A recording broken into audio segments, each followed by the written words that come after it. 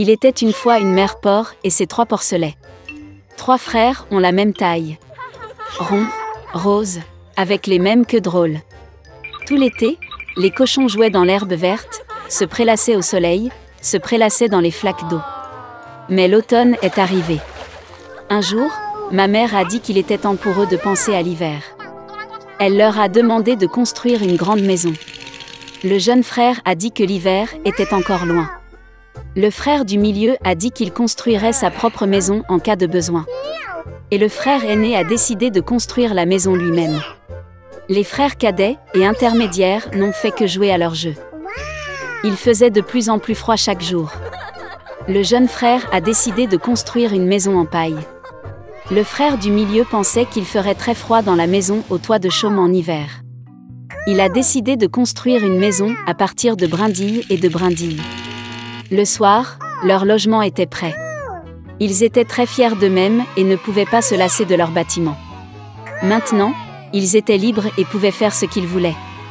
Ils ont décidé d'aller voir leur frère aîné et de voir quel genre de maison il s'était construit. Le frère aîné était occupé à construire. Il a appliqué des pierres, malaxé de l'argile et s'est lentement construit une maison fiable et durable. Les jeunes frères ont trouvé leur frère aîné au travail. Ils étaient très surpris du genre de forteresse qu'il construisait. Le frère aîné a continué calmement à travailler. Les frères cadets et intermédiaires ont commencé à plaisanter et à rire de sa maison. Ils étaient tellement amusés que leurs cris résonnaient loin à travers la pelouse. Le frère aîné a demandé à se taire, car le loup pouvait les entendre. Les frères cadets et intermédiaires étaient encore plus amusés. Ils ont décidé que le frère aîné n'était qu'un lâche. Et les 2 braves frères sont allés se promener. En chemin, ils ont chanté et dansé, et quand ils sont entrés dans la forêt, ils ont fait un tel bruit qu'ils ont réveillé le loup qui dormait sous le pin. Le loup mécontent et affamé se rendit à l'endroit d'où provenaient les hurlements de 2 cochons stupides. Les frères marchaient joyeusement et parlaient de la facilité avec laquelle ils traiteraient le loup. Et soudain, ils ont vu un vrai loup vivant. Il se tenait derrière un grand arbre. Il avait des yeux très mauvais et une énorme bouche à pleines dents. Les frères étaient si effrayés que leurs queues minces tremblaient finement, finement. Le loup se prépara à sauter, il fit claquer ses dents et cligna de l'œil droit. Les porcs reprirent soudain leurs esprits, hurlant à travers la forêt, se précipitèrent pour s'enfuir. Soulevant des nuages de poussière, ils se précipitèrent chacun dans sa propre maison. Le jeune frère a couru vers sa hutte au toit de chaume et a claqué la porte devant le loup. Le loup grogna et demanda d'ouvrir la porte. Le jeune frère, par peur, ne put prononcer un mot. Puis le loup a commencé à souffler. Le toit léger s'est instantanément envolé de la hutte au toit de chaume. Le loup prit une profonde inspiration et souffla une seconde fois, et la maison en chaume vola dans toutes les directions. Le loup était ravi, claqua des dents et se jeta sur son jeune frère. Mais le cochon esquiva habilement et courut. Il a couru à la maison du frère du milieu. Les frères réussirent à s'enfermer et se regardèrent avec consternation. Le loup s'est fâché et a commencé à souffler. La maison est légèrement de travers. Le loup a soufflé une seconde, puis une 3e, puis une 4e fois. Mais la maison était toujours debout. Le loup prit une profonde inspiration et souffla pour la 5e fois. La maison a tremblé et s'est effondrée. Une seule porte resta quelque temps au milieu des ruines. Dans l'horreur, les porcelets se sont précipités vers la maison de leur frère aîné. Le loup a couru après eux. Il était sûr que cette fois les porcs ne le fuiraient pas. Les porcelets se sont rapidement précipités devant le grand pommier sans même le heurter. Et le loup n'a pas eu le temps de se retourner et a heurté le pommier, qui le recouvrait de pommes. Une pomme dure le frappa entre les yeux. Une grosse bosse sauta sur le front du loup. À ce moment-là, les frères cadets et intermédiaires ont réussi à pénétrer dans la maison du frère aîné et à verrouiller la porte.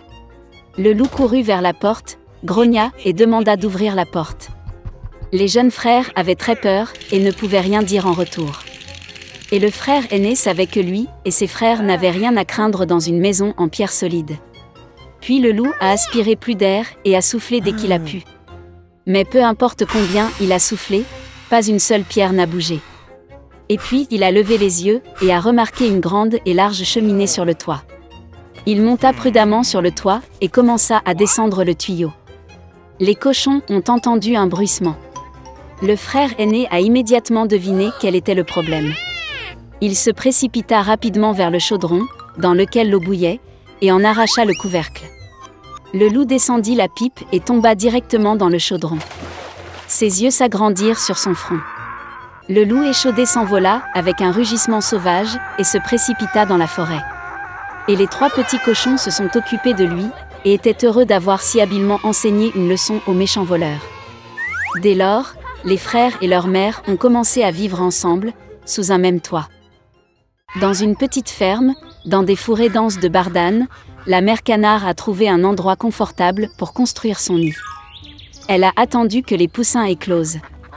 Un matin ensoleillé, les coquilles d'œufs crépitaient et de minuscules canetons pelucheux étaient nés.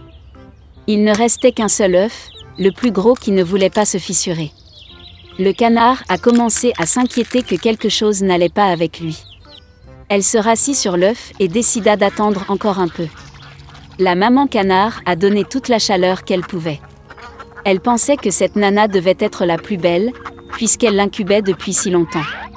Bientôt, un poussin a éclos du dernier œuf, mais il ne ressemblait pas du tout au reste des canetons. Il était beaucoup plus gros, et ses plumes étaient grises.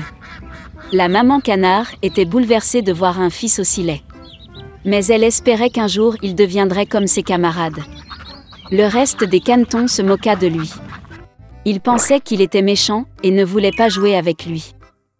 Le lendemain matin, la mère canard est allée avec ses enfants au lac.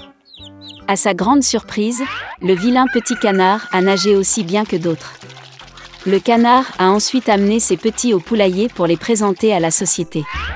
Elle a parlé aux canetons des règles de comportement avec les habitants locaux. Le canard a présenté sa couvée au plus noble drac gras, mais il a attaqué le vilain petit canard, et elle a été forcée de protéger son poussin raté. Fat Drac a ordonné de chasser le monstre de la cour. Mère a assuré qu'il grandirait et deviendrait comme les autres canetons. Incapable de résister aux brimades et à l'humiliation, le vilain petit canard a quitté le poulailler. À la recherche d'un endroit plus sûr, il est tombé sur un magnifique lac, sur lequel il n'y avait personne. Et le canard a décidé de rester ici pour vivre. Le temps a passé. Malgré sa solitude, le vilain petit canard était heureux que personne ne l'offense. Et puis un jour, un bel oiseau blanc avec un long cou s'est envolé vers son lac. Le vilain petit canard ne savait pas de quel genre d'oiseau il s'agissait, mais il le regarda avec admiration.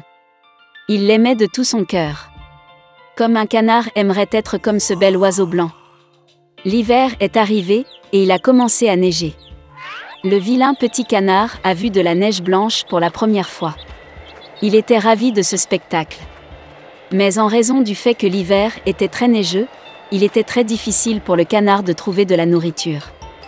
Il a dû se promener dans le quartier à la recherche de nourriture. Il était froid et fatigué. Alors le vilain petit canard est arrivé chez le fermier. Quand le paysan a vu un poussin maigre et malheureux, il s'est senti désolé pour lui. Le fermier a décidé qu'il garderait le canard avec lui jusqu'à ce qu'il soit engraissé et mûr. Le printemps est arrivé. Le propriétaire a bien pris soin du poussin, et il a beaucoup grandi. Le canard avait déjà besoin de beaucoup d'espace, et le fermier a décidé de le relâcher au lac. Debout sur la rive du lac, le vilain petit canard regarda son reflet dans l'eau. Et il ne pouvait pas en croire ses yeux, il ne pouvait pas se reconnaître et pensait qu'il y avait quelqu'un d'autre derrière lui. Et puis le canard s'est rendu compte que le merveilleux oiseau dans le reflet était lui-même. Pour fêter ça, il s'est débattu et a nagé sur tout le lac, d'un bord à l'autre. Et soudain, il vit le même bel oiseau blanc avec un long cou, qu'il avait vu une fois auparavant. Le vilain petit canard a décidé de nager plus près d'elle. Mais le bel oiseau n'avait pas peur, mais au contraire, elle a souri et a fait un clin d'œil, et ensemble ils ont nagé à travers le lac. Le vilain petit canard ne pouvait pas croire à son bonheur. En passant, un gros drac au bord du lac a dit qu'il n'avait jamais vu un si beau jeune cygne de sa vie. Quelle a été sa surprise quand il a découvert que le vilain petit canard qu'il avait jadis chassé du poulailler était un beau cygne. Il s'avère que le vilain petit canard était un cygne dès le début, un œuf est tombé accidentellement dans un nid de canard. Et quand le beau jeune cygne est rentré à la maison, tout le monde dans la cour de volaille a eu très honte de l'avoir offensé une fois à cause de son apparence.